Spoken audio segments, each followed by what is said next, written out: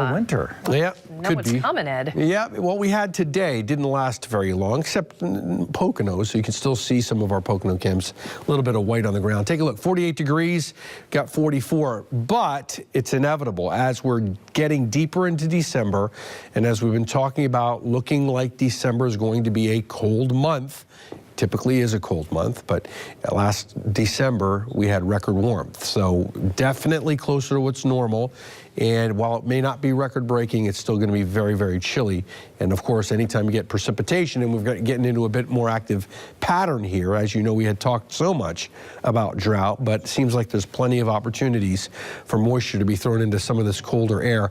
Temperatures right now, you know, upper 30, mid to upper 30s. I'm not sure. I do think we're going to get down into the 20s, but it's one of those nights where I could really see some areas really overachieve as far as seeing those temperatures get even lower than what our forecasted we're forecasting right now. It could get actually colder in the colder spots. Take a look. You can see moisture. It's definitely streaming to the north. That's going to continue to make its way up.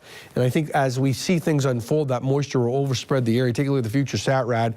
The clouds will be thickening up. Might start with bright skies tomorrow morning, but clouds thicken pretty quickly. This is 2 o'clock in the morning. So you guys in the southwestern parts of our area will start getting in on some of this rain, and there might be enough cold air, not just at the surface, but aloft, that initially we could have at least some wet snow mixing in, a wintry mix, but likely about a ½ inch total liquid, fast moving system too. So by 9, 10, 11 o'clock tomorrow evening when we're chatting tomorrow night, a lot of the steady precipitation will be lifting out and away from our area. Not that we're done, but the steadiest. And I think overnight lows tomorrow night probably going to remain above the freezing mark. So we do have to watch. This model is suggesting that any type of wintry mix is further north. We're not so sure of that. I can see some wet snow mixing in parts of Berks County, Lehigh Valley, where you could see a slushy coating to an inch, especially on non-paved, non-treated surfaces. Not out of the question.